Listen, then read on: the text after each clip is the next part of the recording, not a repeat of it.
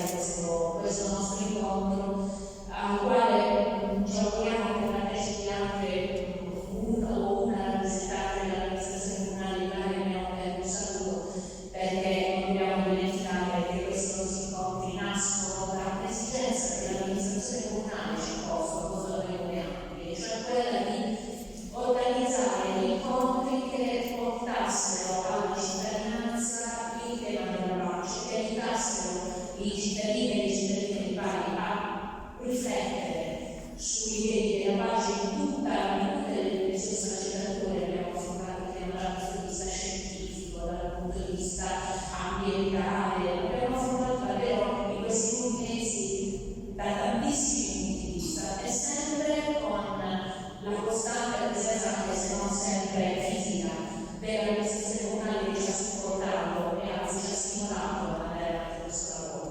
Quindi io chiudo subito questa breve introduzione passando la parola a Rosaria per la sua introduzione invece del lavoro. Grazie. Se non mi sentite devo sapere un attimo. Io prima di tutto a una signora che saluto e ritrovo con grande piacere con cui ci vediamo quasi quotidianamente ormai, e a noi tutti porrò in questa introduzione 3 domande che sono per te. La prima domanda: ci può essere pace senza giustizia? Noi viviamo in un mondo in cui un terzo del cibo prodotto, più di 1 miliardo di tonnellate l'anno, viene sprecato, mentre ogni 15 secondi muore per malnutrizione di bambini.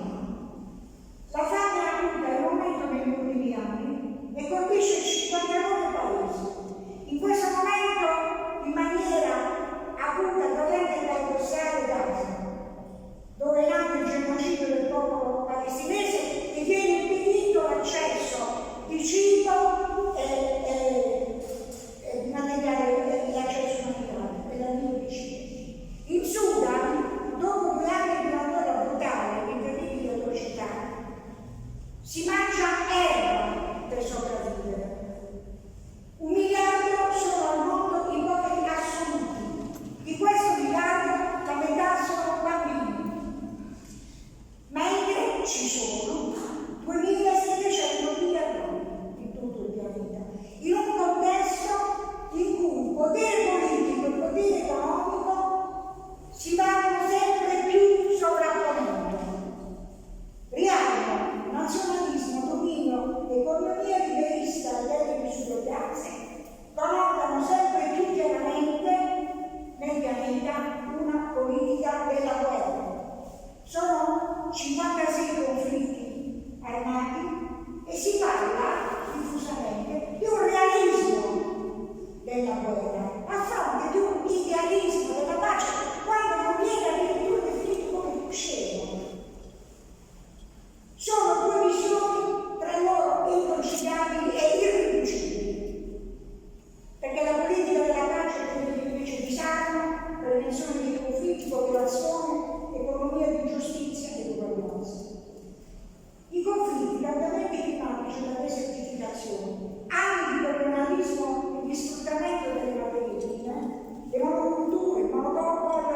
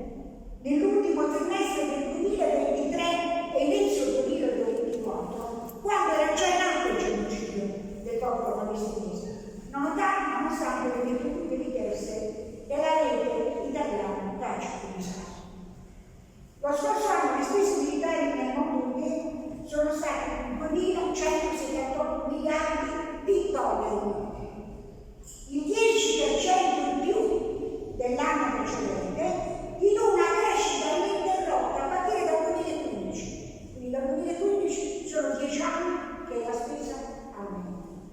Questo naturalmente a scapito della spesa sociale, sanitaria, previdenziale, assistenziale. Ha detto il nostro capo del governo, la sicurezza è un costo. Quasi a dire che salute, ricerca, formazione, superiore, no.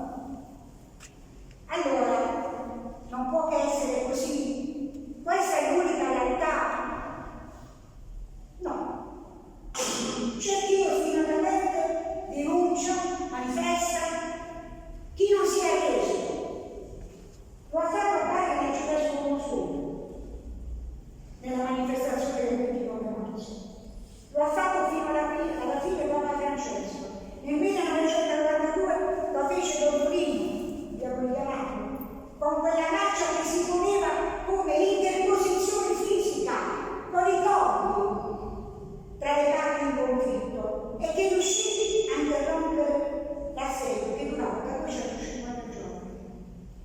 Lo fece il Presidente della Repubblica partigiana, Sandro Pertini, quando disse: svuotate gli arsenali, riempiti di granati. Le donne e gli uomini che manifestarono in Puglia contro i pericoli militari l'hanno fatto i portuali di Genova, Sivili, Marciadora, che si sono rifiutati di battaglia. Anche questa è una forma di resistenza, una forma di resistenza attuale. E gli studenti che sostengono il popolo palestinese e sono caricati dalla polizia. Lo fanno le donne in nero, che scelgono il silenzio a testimonianza del lutto.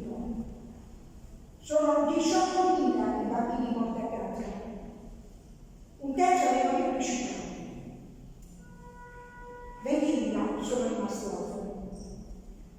E poi ci sono le ONG, offrire assistenza umanitaria e supporto ai migranti, a salvarli dal mare e dai porti che vengono chiusi. Emergency in 10 anni ha curato 13 milioni di vittime di guerra e vittime di povertà. Pure nel silenzio colpevole dei governi e degli organi di informazione cresce la solidarietà, cresce un pensiero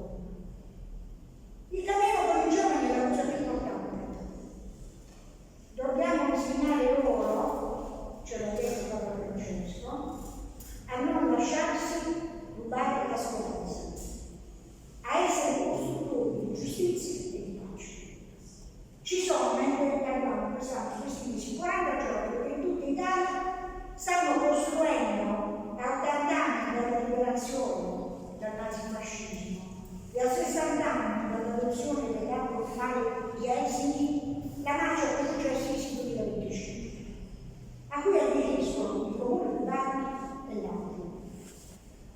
Ci saremo. Io sono certa che dopo quello del 25 aprile anche la marcia sarà una festa che ci ricordi come la fraternità sia la vera alternativa alla guerra e che sempre, comunque e nonostante tutto, un altro mondo è sempre possibile.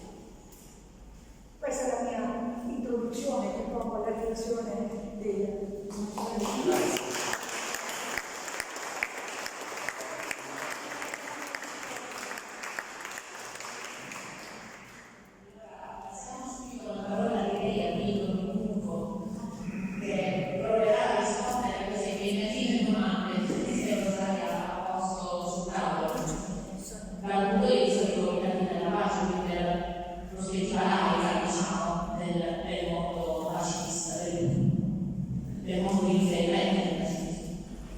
Grazie. Allora, come è stato detto, sono il coordinatore del Comitato per la Pace che si è formalmente costituito nel 2017, però è chiaro che fa riferimento a una lunga tradizione di impegno in questa provincia che risale all'inizio degli anni 80. Poi dal 3 anni fa, dal maggio 2022, pochi mesi dallo scoppio della guerra in Ucraina, abbiamo dato anche alla rete di contatti per la pace di Puglia, perché quello era il periodo in cui diversi comitati locali, diversi comunisti costituivano. Alcuni di questi erano quello di Bari, erano estretti, altri invece si costituivano proprio in occasione dello scoppio della guerra in Ucraina. Il comitato è la forma in cui storicamente il Movimento della Pace ha deciso di organizzare la propria presenza sul territorio, soprattutto allo scopo di rendere permanente un impegno per Treni di Santiago che sia di essere un po' occasionale. Uno dei limiti del Movimento della Pace, quello di attivarsi soltanto dopo che appunto una guerra è scoppiata, mentre l'idea appunto di dar vita ad un comitato per la pace delle locali, ancora di più quella di organizzare in rete diversi comitati locali, è proprio quella di costituire un'ossatura sulla quale un movimento per la pace di carattere permanente, eccetera, possa in qualche modo assicurare la propria presenza, per dare voce alla lotta di pace delle comunità di appartenenza, ma anche per stimolare le istituzioni locali, soprattutto nell'intervenire in maniera adeguata su quelle che riteniamo essere delle materie importanti per la pace, nella cooperazione, nel dialogo interculturale, nell'accoglienza, come è stato detto da Rosario. Io questa sera vorrei, in maniera molto breve, soprattutto offrire una testimonianza personale di quella che è l'esperienza fatta dal Movimento per la Pace in questi anni. Naturalmente non sono che, più che alcune considerazioni di carattere generale e molto personali, per cui eventualmente mi servirebbe di intervenire più sulle questioni specifiche del pacifismo, come il piano hegeliano, piuttosto che il trattato di riduzione degli armi nucleari, sono cose che sono fondamentali per chi si occupa di pace, che come dibattito, come caso ci fosse qualche esigenza di questo. Ora, in uno dei suoi documenti più affascinanti, Ludovico Bello, La pace in cammino e per giù pensata, diceva: la pace non è un dato, non è qualcosa di già pronto, è una conquista. E noi sappiamo, abbiamo imparato in questi anni, che non è una conquista definitiva. È un compito sempre aperto e sempre nuovo, e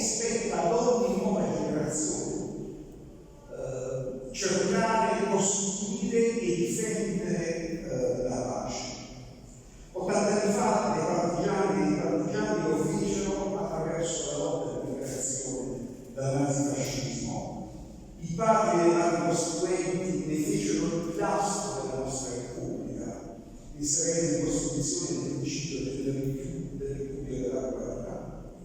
Alle loro spalle c'era la tragedia dei conflitti mondiali. Oggi a noi tocca portare avanti questo compito in un tempo che è segnato da ferite non meno profonde e, come dire, gravi. Veniva ricordato, sono quasi 60 i conflitti armati che attualmente sono in corso nel mondo, molti dei quali sono conflitti dimenticati, perché combattuti lontano, in una lontananza geografica che a volte è anche emotiva, ma due di essi sappiamo che sono alle porte di casa nostra. Uno in Ucraina e uno nella Mar Mediterraneo, al quale il nostro destino è indissolubilmente legato. E sono conflitti che vedono direttamente coinvolto il nostro Paese, nonostante l'articolo 11, il quale sicuramente è stato rispettato nella lettera, ma non è stato rispettato nello spirito. Ed è questo il contesto nel quale in questi ultimi anni il Movimento per la Pace è stato chiamato a dare ragione del proprio impegno. E allora, appunto, pensato che forse vale la pena abbozzare, sempre a grosse linee, un breve bilancio di questi anni di mobilitazione. Dallo scoppio del conflitto in Ucraina, il movimento ha attraversato almeno 3 fasi distinte, ognuna delle quali rispetto alla precedente ha meglio approfondito il senso e la portata degli argomenti e maggiormente in qualche modo compreso che cosa fosse necessario e possibile fare per la pace.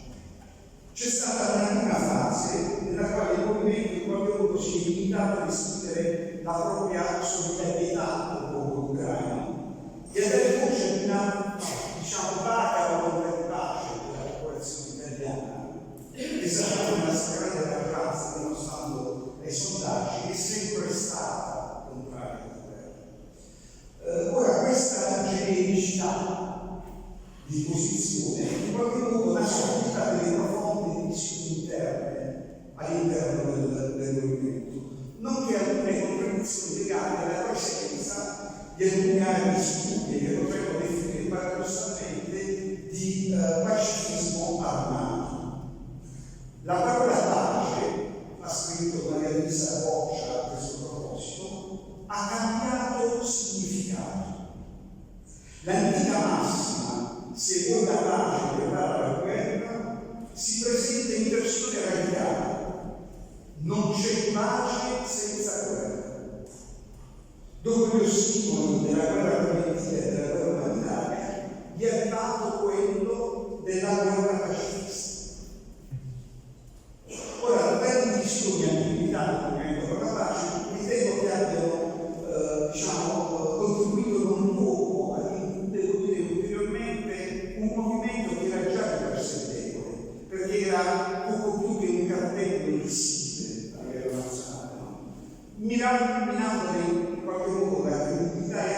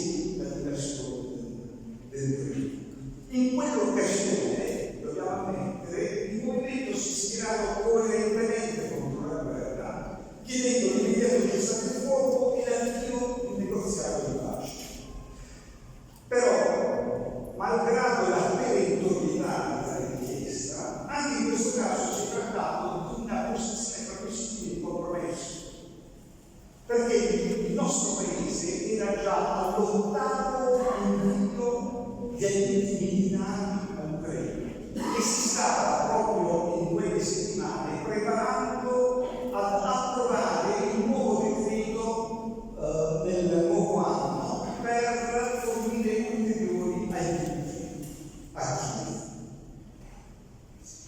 Infine seguita la terza e ultima fase. Una fase che ha segnato una crescente convergenza di tutto il movimento su una posizione finalmente molto netta, e cioè l'opposizione ad ogni ulteriore invito delle divinità. Sembra evidente che ciò che era chiaro all'inizio solo a pochi era diventato chiaro a molti, se non a tutti. E che cosa era ormai chiaro, allora come oggi? Che eravamo, ma purtroppo siamo ancora, dentro una guerra che poteva essere evitata e che nessuno ha davvero voluto evitare. Che siamo dentro una doppia guerra, da un lato quella della Russia e dell'Ucraina, dall'altro una guerra per procura per la nostra persona, indiretta della NATO nei confronti della Russia. Che siamo dentro una guerra che per la presenza dell'arma nucleare non può concludersi in modo condizionale e che proprio per questo ha bisogno in qualche modo di essere fermata con urgenza attraverso la via diplomatica. Che la guerra e non la cooperazione è il modo con cui il cosiddetto Occidente globale intende gestire la transizione verso un mondo che sarà necessariamente multipolare dopo oltre 30 anni di dominio contrastato da parte degli Stati Uniti. Che dietro questa guerra, come dietro tutte le guerre, non ci sono soltanto ragioni legate alle esigenze della difesa o della sicurezza nazionale, ma ci sono per così dire ragioni molto meno note di tipo materiale, economico, come il controllo delle fonti energetiche, l'accaparramento delle materie prime. Sappiamo che la regione del Donbass è ricca di terre rare ed è l'oggetto ora anche delle trattative con l'Ucraina. C'è l'interesse verso la stabilizzazione della lotta per le costruzioni e soprattutto ci sono ingenti interessi delle industrie militari e l'unica vera superpotenza mondiale in grado di condizionare anche le politiche degli Stati. Una conseguenza questa che è resa ancora più evidente proprio dopo il 7 ottobre, quando abbiamo visto che il genocidio in atto della striscia di Gaza sono costretti complici dell'Occidente, dimostra gli interessi economici e di potere diciamo soprattutto dell'apparato industriale militare, ma oggi andrebbe pubblicitato dell'apparato digitale militare, finiscono per avere meglio, diciamo, sul diritto internazionale, anche su quei principi più elementari del senso di vita. Ora si è aperta una quarta fase. L'ascesa di Trump alla Casa Bianca ha mutato radicalmente lo scenario dentro cui ci troviamo. Non si tratta più per noi di chiedere soltanto l'uscita dell'Italia dalla guerra, ma di impedire che l'Europa e connessa il nostro paese venga trascinata dentro uno stato permanente di guerra, dove la guerra non è più un'eccezione ma appunto la regola, non è più il frutto della rottura del sistema, ma è una componente funzionale dello stesso. Siamo ad uno stato epocale. Invocare la strada del piano significherà abbandonare definitivamente l'idea di Europa come progetto di pace e cooperazione dei popoli. Significherà costruire una società fondata su un'economia di guerra che avrà conseguenze pesanti degli anni a venire. A pagare il prezzo più alto saranno la povera gente, le fasce deboli della popolazione e soprattutto le nuove generazioni, in termini di inflazione fuori controllo, in termini di ricorso al debito pubblico che appunto graverà sulle spalle di chi verrà dopo, e anche a causa, come prima richiamato, dei tagli alla spesa sociale, quindi all'istruzione, alla sanità, all'ambiente. Ora non siamo noi a dirlo, è stato il capo della Repubblica, Mattarella, nel suo discorso di fine anno. Nel 2024 sono stati spesi 2.440 miliardi in anni e lui ha ricevuto 8 volte più di quanto ha stanziato la COP per la lotta contro il cambiamento climatico. Oggi però la cifra complessiva delle spese in anni è già estimata essere nel 2025 di 2.700 miliardi di dollari. Ora, prima di questo nuovo scenario, anche a sinistra, come nel mondo cattolico, c'era chi, appellandosi al principio della legittima difesa, riteneva necessario sostenere militarmente Kiev. Una posizione che per quanto discutibile, e noi l'abbiamo anche criticata, ed è stata oggetto di discussioni animate tra noi, poteva però essere in qualche modo comprensibile perché legata ad un preciso quadro e ad una emergenza contingente. Oggi però il quadro è un altro. Il disimpegno militare da parte degli Stati Uniti ha aperto la strada verso una corsa del diavolo su scala continentale che va ben oltre il conflitto in Ucraina.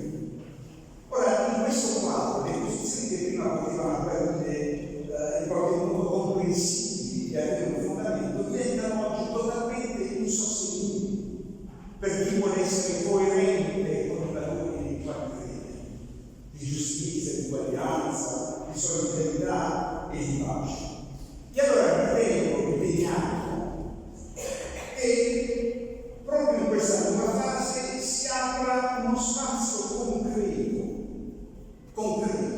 per dar vita ad un movimento finalmente unitario, più ampio e trasversale di quanto non siamo stati capaci di fare finora, e soprattutto in grado di far tornare e dialogare la politica con la società.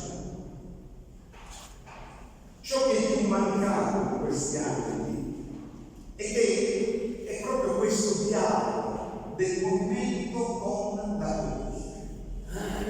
Io direi che c'è stata troppa e troppo poca politica, abbastanza per condizionare a livello nazionale pesantemente il movimento, ma troppo poca per permettergli di essere incisivo nelle sedi istituzionali militari. Ora, la manifestazione della sciopero di Roma, per quanto convocata da una singola forza politica, poi è rappresentata da questo punto di vista per come è riuscita. Un segnale forte di controtendenza, un segnale che poi è stato privilegiato dall'iniziativa congiunta subito a Bolla da parte dei gruppi parlamentari di AOS, del Movimento 5 Stelle e del Partito Democratico, che hanno presentato una mozione di riconoscimento dello Stato di Palestina. Un segnale che a livello locale era già stato anticipato dal successo della manifestazione del genitore Madison, manifestazione regionale, alla quale hanno avuto ben 20 amministrazioni locali. Ve lo posso testimoniare personalmente, molte di queste hanno aderito contro la volontà del proprio partito politico di riferimento.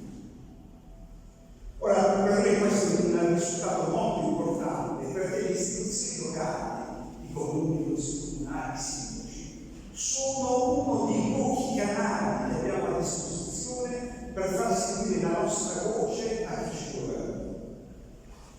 Ora, tutto ciò ci deve incoraggiare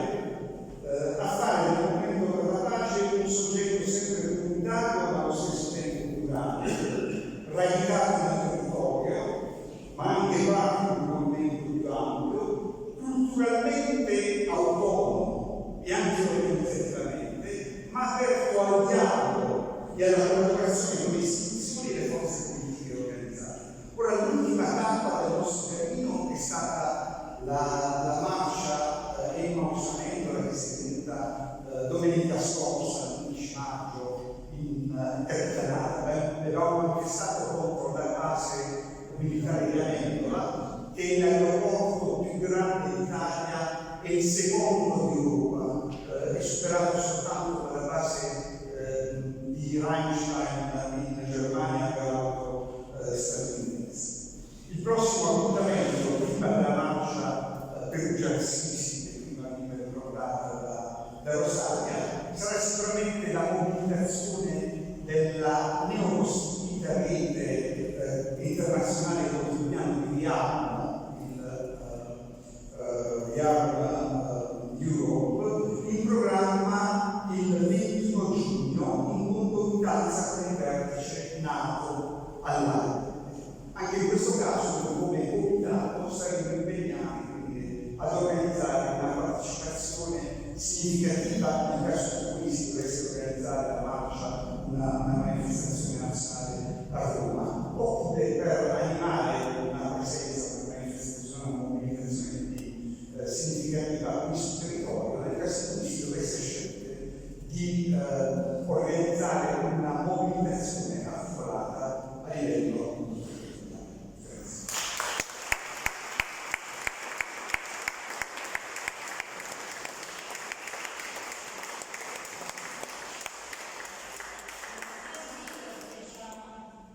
Esposto con chiarezza, lucidità, lo scenario nel quale ci muoviamo, da dove siamo partiti, insomma, ci ha lasciato anche qualche speranza per il futuro. Però prima una cosa che ha detto, diceva, il movimento della voce non può essere occasionale, deve essere permanente. E Pax Christi è un'associazione che permanentemente, dal 1945, quindi fino a 80 anni, si è occupata della liberazione. Sì, non è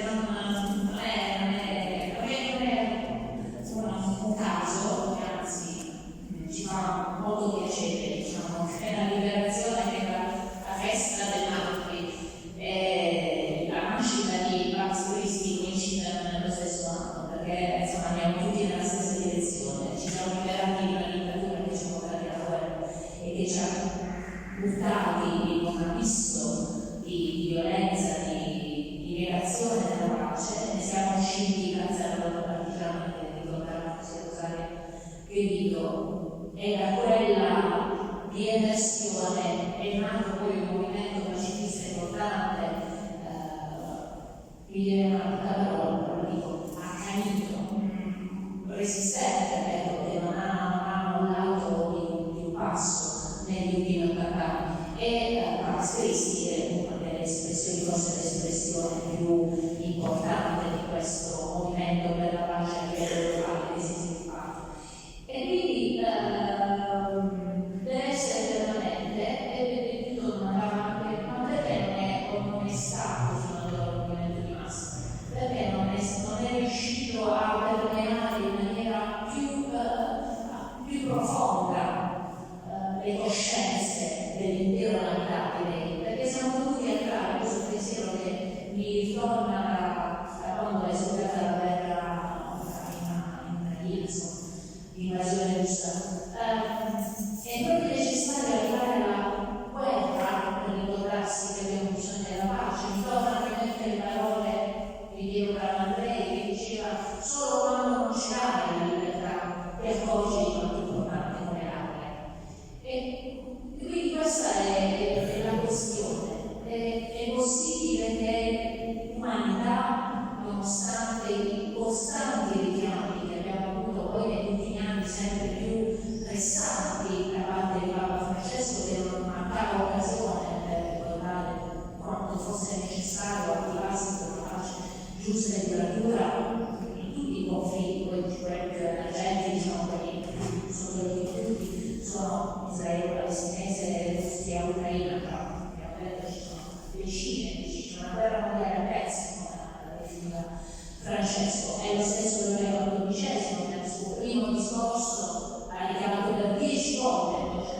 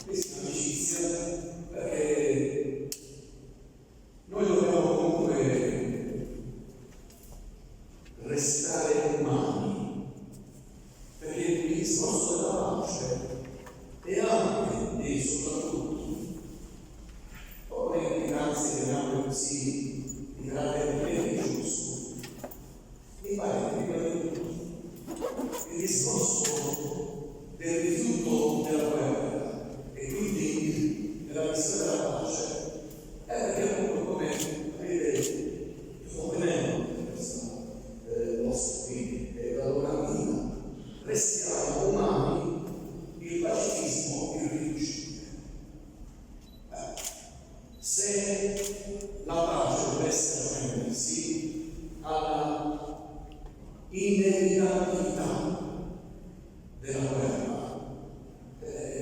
davvero siamo qui a senza futuro rispetto al nuovo possibile, siamo qui ma senza speranza. Invece mi permettete subito di dirvi e dire, ci sono tante occasioni in questo mio recente di presidenza di Assisi, avendo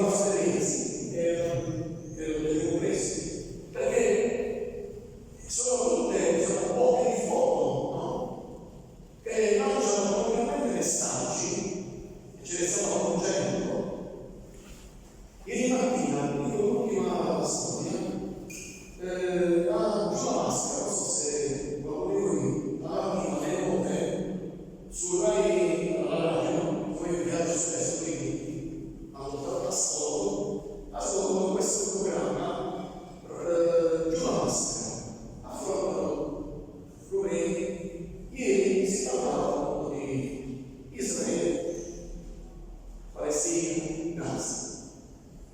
Non sono riuscito a capire chi fosse l'intervistata, però lei diceva che ma sono tutte cifre gonfiate, quelle che vengono da Gaza, sono le cifre che la palestinese che dice che sono quelle cifre, non la potenza italiana. E quindi possiamo dividere almeno del 50%. E quindi invece di 40.000 andiamo a 20.000. Io ho visto adesso lì c'è anche una posizione che è fatta molto parte ed è come si chiama? Allora, ma scusi, è vero, vediamo pure che la massa è 50.000 e poi chiedo 2.000, ma pensa che siano proprio così. Diciamo, date un cinismo disumano, e forse qualche uno. Noi dovremmo scandalizzarci di uno che è morto sotto una bomba, o un bambino o una donna. Quindi diciamo, allora, continuiamo su questa strada. Voi sono 10 lezioni, ma li prendete o no? Li prenderete? Sì, i soldi non continuate, nonostante io vi confido che da qualche tempo parlo per me, pur essendo io un riuscito ottimista. Non so, qualche cedimento non lo confido, di una difficile speranza, metto l'accento sulla speranza, non difficile. Però per me sto vivendo giorni di difficile speranza, ma insieme credo tanti e tanti di voi. Perché a vicenda arrivano una sera alle vecchie segreterie, ma solo per culturale, per dire che sta ormai sera di fare un Milano Sans, non vi dico ovviamente i commenti, eccetera, eccetera, ma mi spiegano. Io invece una sera sono arrivati Prodi e Giannini a presentare il loro libro Il dovere della speranza.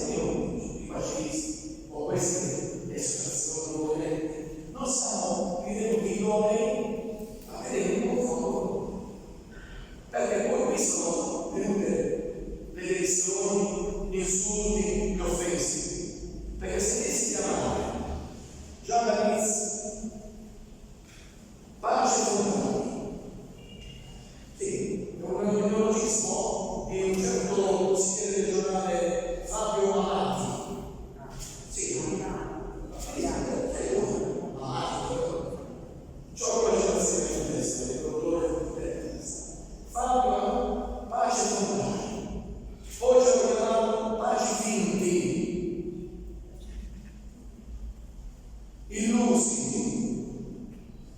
Meno male che l'anno scorso sulla stampa, un giornalista della stampa ha finalmente una pagina dove poter scrivere in difesa dei movimenti per la pace. Questi che stanno dicendo no alla guerra, no alle armi, no ai presidenti delle armi, basta i negoziati tra Russia e Ucraina, tra Israele e Palestina, i negoziati interposti non con le armi. Il giornalista, non ricordo più il suo nome, scrive l'articolo e dice così: non solo i pacifisti, gli illusi, e la politica è sbagliata. Sulla stampa il vecchio Torino, stampa, Repubblica, Corriere della Sera, sapete bene ormai queste sono opere di fuoco, tutti allineati al pensiero unico, e qua è il contesto. Solo avvenire, meno male, perché lo dico a voi, amici, amici, che questo discorso della pace, della non violenza, non credete questo che sia così scontato nella Chiesa. Voi avete i bambini della pace? Io qualche volta ho soldato le loro che parlo. Invece di fare attenzione, non mi prende che fa la polizione palestina. Non posso dire qualche volta con un incontro sulla pace, un dibattito su queste cose qui, no? Invece di stare sempre con questi schemi, no? Proprio. Perché dice, ma che c'è? Si risponde, si risponde. Che c'è? Dove c'è? Ecco noi. Meno male, anche lui mi ha ascoltato, Papa Francesco. Non solo mi ha ascoltato, va a Zelensky e dice buonamente dello scafo e gli dice ricordate per quanto stai al posto tuo, perché non sono fatti tuoi, tu non capisci cosa sta dietro questa storia del Mussolini. Non abbiamo bisogno di dire. Non abbiamo questi mediatori davanti al mare.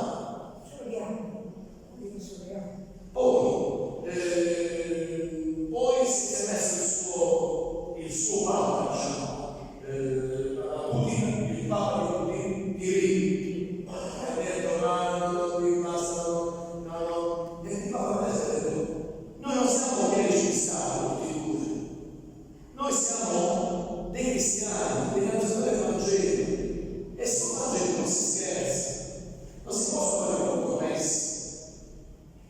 Lui ha detto che sono felici, sono quelli che costruiscono la pace, non sono felici che incassano soldi per il investimento nelle armi, e non sono felici le vittime della violenza della guerra. Invece felici quelli che costruiscono i civili. Allora sono termini artigiani della pace. Per modellare questo mondo, no? Come un doppio modellato sulla pace. E così io sono stato anche, come devo dire, in un'assemblea generale della CE viene invitato l'Ucraina. Non ho capito perché non hanno invitato anche il russo, un patriarca russo o bielorusso, o il giornale russo, hanno invitato il popolo ucraino. Molte volte sapete che i casi sono stati preparati senza una consultazione, il quale maggio 2024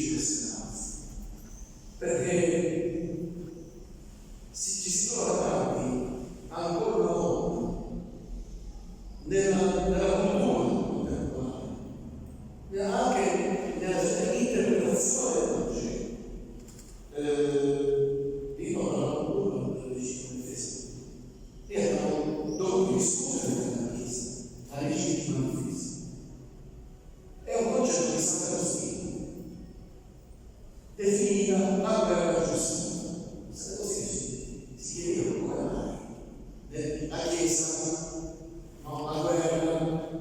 E allora lui elabora questo che si chiama la dottrina della guerra giusta, ma mette tante condizioni perché la guerra sia giusta, che forse nessuna guerra praticamente è giusta.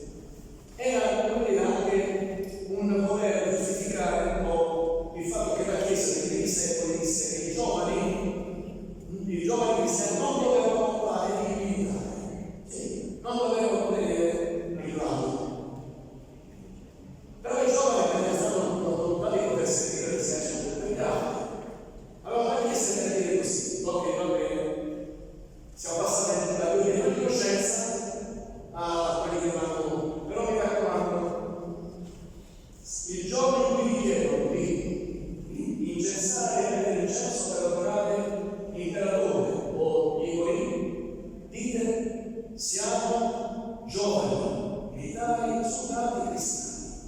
In quel momento i vari San Vito, San Giorgio, ieri erano tre, Nereo, Achilleo e l'altro, soldati martiri, perché noi in quel momento siamo cristiani.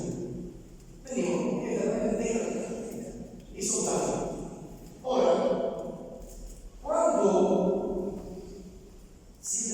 abbiamo avuto anche teologi 2 anni fa, 3 anni fa, che si sono anche impegnati a dire che comunque bisogna ricorrere alle legittime difesa. Dico, perché legittime? Perché?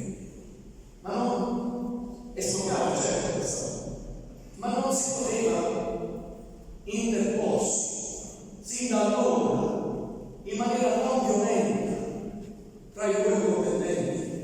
E abbiamo visto invece la debata di tutte le istituzioni che potevano mettersi, no? È fatta da mediatori e non ci stanno. Ancora oggi, vedete, difficilissimo. Persino a Gaza, se parlano Gutierrez e loro, non lo mettono sulla scelta, denunciano più volte, che non è possibile, è disumano, visto che essere umano, sì, però amiche e amici, ci servono, secondo me, dei cammini molto impegnativi. Innanzitutto, di lavorare per essere una nuova cultura della relazione umana, non più intornata alla violenza che porta alla guerra e all'omicidio. E non mi si deve a dire perché, ma noi nella nostra natura umana eravamo cannibali, ma potete sentire delle, spiegazioni perché noi usciamo, perché noi, non so, miliardi di anni fa, eravamo dei cannibali, e poi la nostra natura umana e quindi allora che siamo fatti? Sappiamo, no? Visto che la natura umana è di per sé omicida, ma così è. Io che sono cristiano dico no, se è così, e io vengo dalla Santa Scrittura che sono stato fatto a immagine e somiglianza di Dio, beh, se Dio è un Dio vero assassino, non deve fatto. Perché abbiamo sfruttato molti di ateisti quando abbiamo preso Dio con Gesù Cristo e abbiamo fatto, no? Quelli che derivano armi, caramate, eserciti, e Dio non vuole, e così via.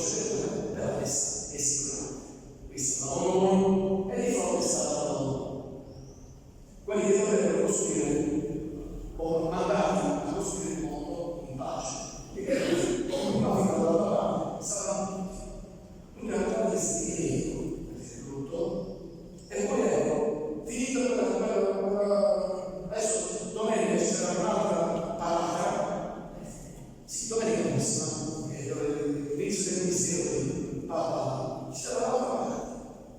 E meno male che questo Leone XIV è venuto fuori dalla sera e io stesso pace al mondo, disarmati, umili, perseverati, e poi giù, e poi ha detto mai più guardate, mi ricordo il grido di Paolo VI all'ONU, jamais più la guerra, jamais più la guerra.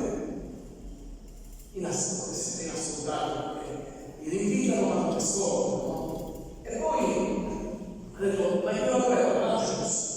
E ai giornalisti ieri ha ripetuto una frase di Francesco: disarmate le parole, disarmate le menti, disarmate la terra. E sembra che ho detto bene, i buon giorno si vede tutti. Se questo è l'inizio, ma lo vuol dire che qui, perlomeno la Chiesa tutta sa che Papa Leone la pensa in questo modo, e mi sembra che qui il distinguo all'interno delle comunità ecclesiali non ce ne devono essere. Il Vangelo è pace, non c'è altra parola, andiamo a pensare alla pace. È vero che Gesù non ha indicato qui la guerra, gli eserciti, ma ha detto un termine, shalom, che nell'ebraico dice un insieme di beni o di realtà che fanno bene all'umanità. Questo è il discorso, che non ha detto una contumata, che appunto è la pace, che è frutto della giustizia sociale. Ora, che cosa dirvi, amici carissimi? Io mi auguro davvero che restiamo umani, ma ci dico che riuscite. Termino con la citazione, io non mi stanco di ripeterlo, del vecchio Papa, San Giovanni di Vescovo, 1963, scrive la pace di Perez. Non era un illuso, aveva scritto che la pace, sì, è desiderio dell'umanità, attenzione, se non c'è il riconoscimento dei diritti delle persone, se non c'è il fatto che bisogna vivere a questa terra, di poterla attraversare così come ognuno desidera, no? Con il rispetto delle leggi, che la donna deve essere 63.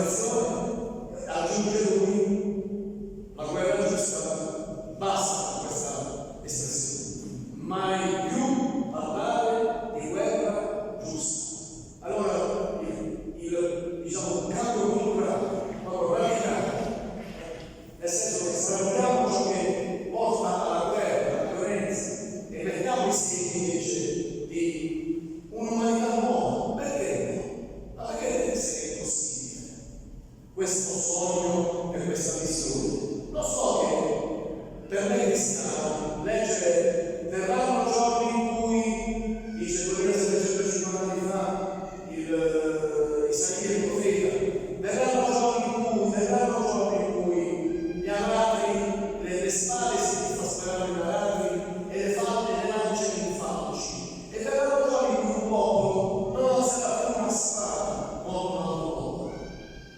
Io mi chiedo, ma quando verrà questo? Credo che dipenderà soltanto da questa nostra umanità che si conferma alla logica evangelica e umana della luce. Grazie.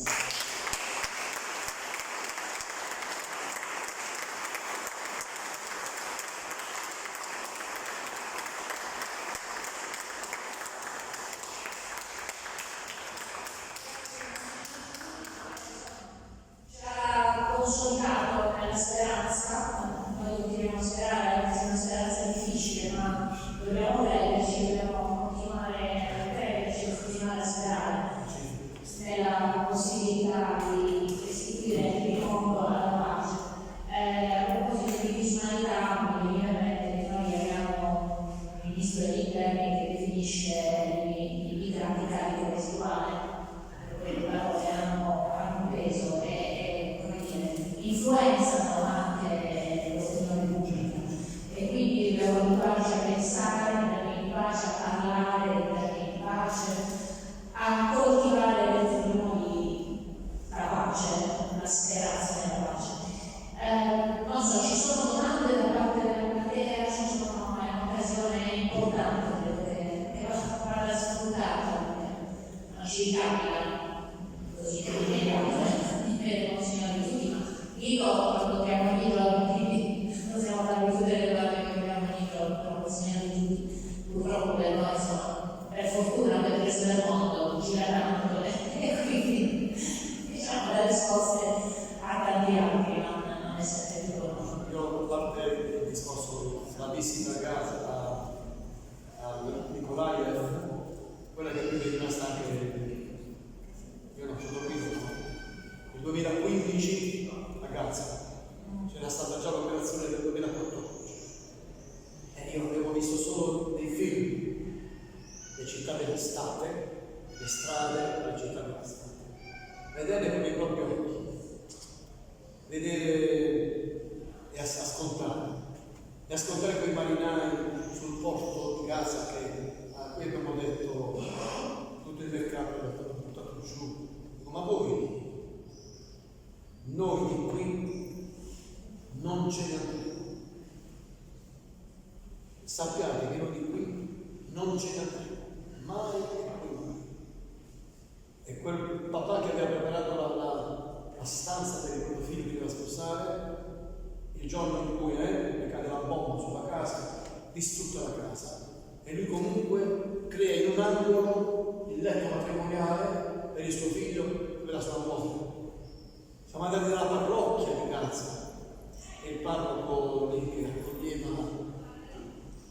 Davvero poi vedere con i propri occhi, parlare con i protagonisti. L'anno scorso sono stato in Gerusalemme e Betlemme. Abbiamo ascoltato Michel Sabbat, il patriarca di Gerusalemme, in un villaggio.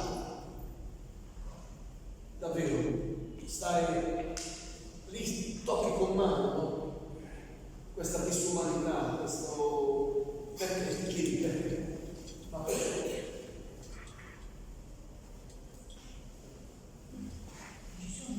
Ci sono tanti interventi, tante riflessioni che possono essere nate dalle parole che abbiamo ascoltato e capito.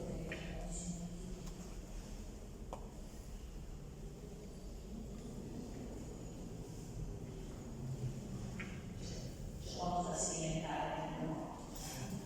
Quando mi dai riflettere che da parlare, sì. Io penso che il silenzio a volte, quello Sì, che siamo d'accordo, assolutamente. e questa non è la strada. A me voglio dire, no? Solo sarà. Siamo qui, siamo d'accordo. Perché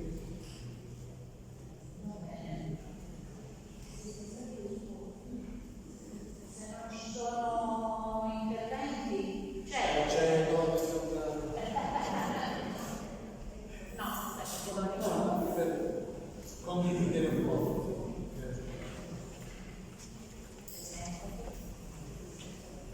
Allora, non so se non so se lei sa che sono le donne nere. Come?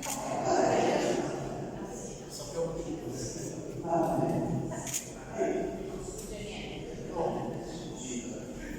Allora, io ho pensato tutti gli interventi naturalmente, però ho pensato in particolare l'intervento suo, e io dico anche provenendo da una famiglia cattolica con signori, prelati, Lei non porta scritto le presentano anche con questo, diciamo, caratteristica che replico per fare i complimenti. Io replico la mia posizione, diciamo, politico-religiosa, insomma, per intenderci. Allora, quello che mi ha colpito è, ne parlava anche lei naturalmente, è il ruolo proprio pessimo dell'informazione, che, come dire, costruisce invece un atteggiamento guerrafondanario sempre e comunque. In particolare, da quando è studiata la storia della Palestina, il Corriere della Sera in particolare ha sempre assunto delle posizioni proprio guerrafondarie, a dire poco. Ho notato però che la settimana scorsa finalmente ha modificato leggermente, non è tutto il Corriere della Sera, la sua posizione, perché di fronte allo spettacolo quotidiano che noi vediamo attraverso i telegiornali non poteva più continuare in quella politica. Repubblica è sullo stesso piano, un po' meno, in maniera un po' più furba, però 15 giorni fa in una trasmissione, come si chiama il direttore di Repubblica, Giannini, a proposito sempre di Gaza, ha avuto il coraggio di dire, possiamo proprio parlare di genocidio, perché ci sono elementi giuridici che, diciamo, definiscono il ragionamento definiscono quando il genocidio è tale. Allora, avere il coraggio ancora di assumere queste posizioni è terribile, ma è un grande storico. Per cui io dico che noi dobbiamo davvero diventare più lucidi e continuare a costruire tutte le occasioni per cui questo messaggio possa passare agli altri.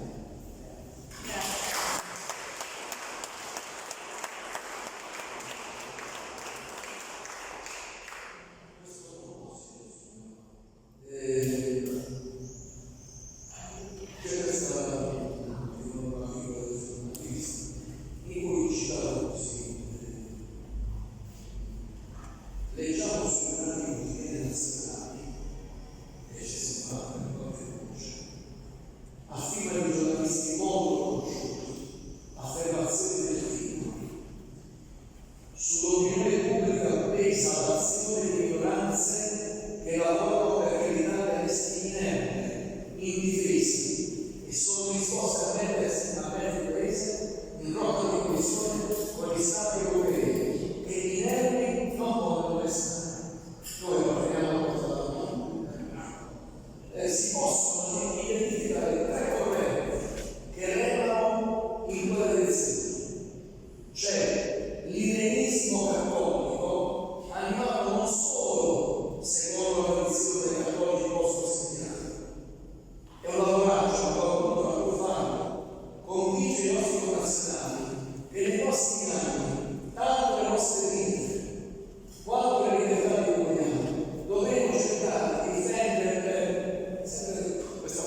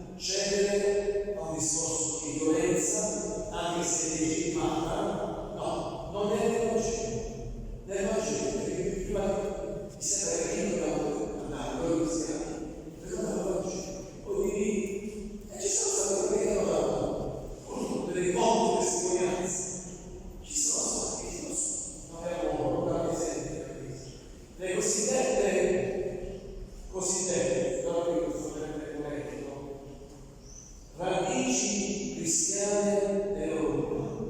Io ho detto, caspita, se le radici cristiane dell'Europa hanno dato questi frutti, come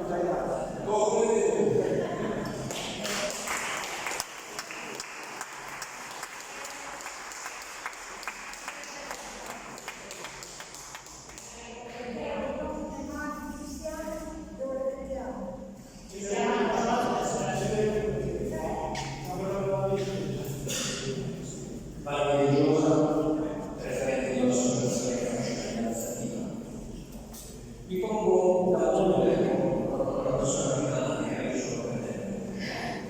che credo in questo momento deve essere credibile contro questo. Allora io faccio una proposta, è una persona molto attiva. Chiediamo a Re Diocesi, anche il suo Diocesi, una volta al mese l'assistenza alla messa mattutina e che venga sostituita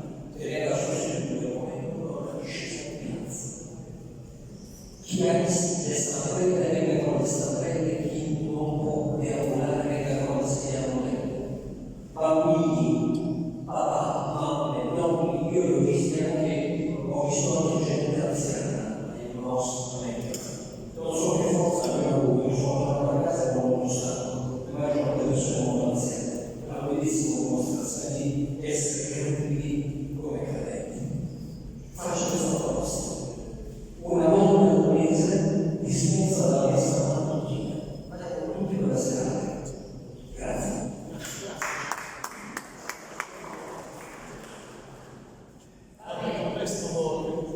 questo ovviamente nella segreteria generale della scorsa è per dire, ecco, io ho visto che qualcosa già si muove, no? Se no la ragazza deve, ma qualcosa si sta muovendo. Si sta muovendo anche all'interno della Chiesa, all'interno dei resti. Ho messo la cosa detto al Presidente, ha detto, noi dobbiamo tornare a parlare di pace nelle nostre assemblee, non stiamo realizzando, ma avevo sfiorato queste cose, non è che, e giustamente quando è venuto su quella discussione, ci vuole che un'assemblea sia dedicata 4 giorni monotematica alla pace. Tutti rimasti allineati, perché questa già, vedi, il discorso del cambiamento, no? Sostenente, ma pure abbiamo visto che la teologia della pace, purtroppo non c'è la teologia della pace. I nostri studi teologici dovevamo affrontare il tema teologico come la fede, la speranza, la carità, la morale sessuale, la morale sociale, dovevamo affrontare la pace, proprio dedicando un semestre, un corso annuale, su cui questo deve pensare. Secondo me, proprio il Vangelo non c'è. E quando io sono permesso di chiedere la sua santità, uno degli incontri, sarebbe messa pensando a una enciclica sulla pace. Mi ha risposto dicendo è difficile. Però anche qui l'Università Mafiarense ha già un corso sulla pace e altre università cattoliche hanno cominciato a dire pace, una riflessione nuova sulla pace.